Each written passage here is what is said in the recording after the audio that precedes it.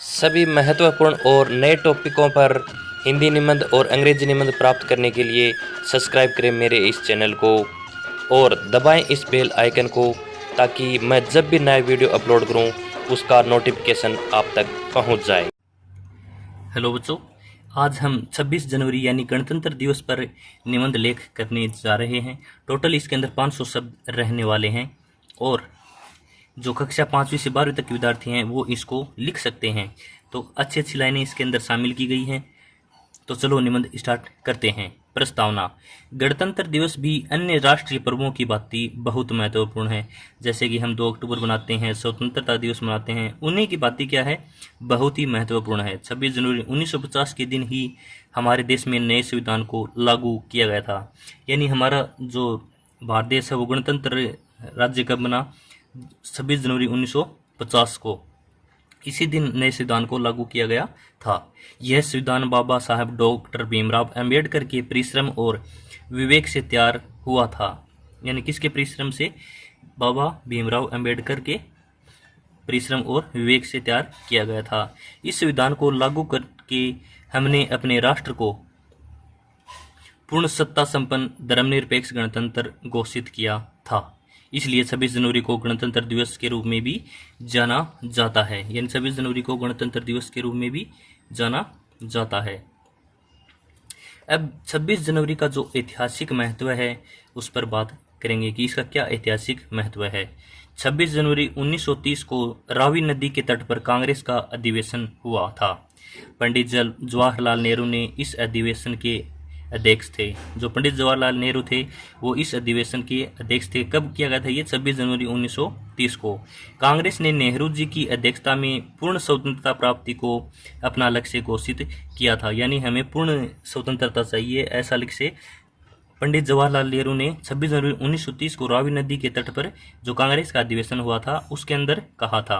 तब से भारत को पूर्ण स्वतंत्रता करवाने के लिए निरंतर संघर्ष चलता रहा। अंत में भारत 15 अगस्त को स्वतंत्र हो गया। यानी 15 अगस्त 1947 को भारत देश है वो स्वतंत्र हो गया। 26 जनवरी के महत्व को ध्यान में रखते हुए इसी दिन ही भारत के नए संविधान को लागू किया गया। यानी 26 जनवरी का जो महत्वपूर्ण दिन है उसी को ध्यान में रखते हुए 26 जनवरी को हमारा संविधान लागू किया गया। अब है 26 जनवरी का आयोजन। जो 26 जनवरी का आयोजन है वो भारत देश में किस प्रकार होता है, जगह जगहों पर किस प्रकार से पर्व या आयोजन किए जाते हैं वो जानेंगे। 26 जनवरी का आयोजन। 26 जनवरी एक राष्ट्रीय पर्व है। इसका आयोजन दिल्ली में विशेष उत्साह और धूमधाम के साथ किया जाता है। इसी दिन परेड का भी आयोजन किया जाता है। जैसे कि हम टीवी में देखते हैं कि 26 जनवरी का दिन होता है तो उसी दिन हम सुबह जल्दी उठकर टीवी के सामने बैठ जाते हैं, क्योंकि जो हमारी सेनाएं हैं अलग अलग कार्यक्रम आयोजित होते हैं तो वो देखने के लिए हमारा मन ललायत हो उठता है। वो क्योंकि वो अच्छे अच्छे कार्यक्रम प्रदर्शित करते हैं। यह परेड विजय चौक से प्रारंभ होती है और लाल किले तक जाती है। यानी सभी सेनाएं हैं वो अपनी अपनी प्रतिभा दिखाती हैं, तो बहुत ही अच्छा लगता है इस दिन। तो और क्या होता है अब जानते हैं।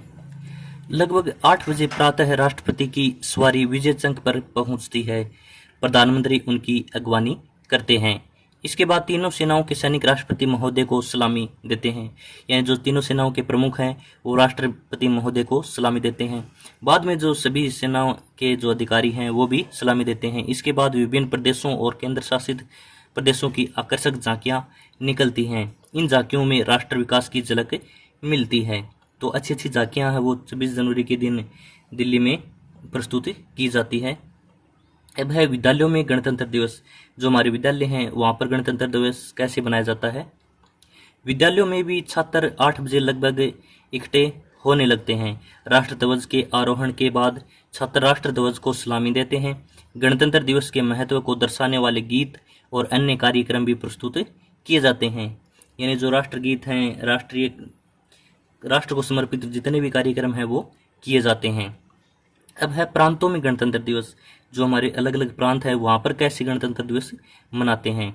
विभिन्न राज्यों की राजधानियों में भी गणतंत्र दिवस बड़े धूमधाम से मनाया जाता है।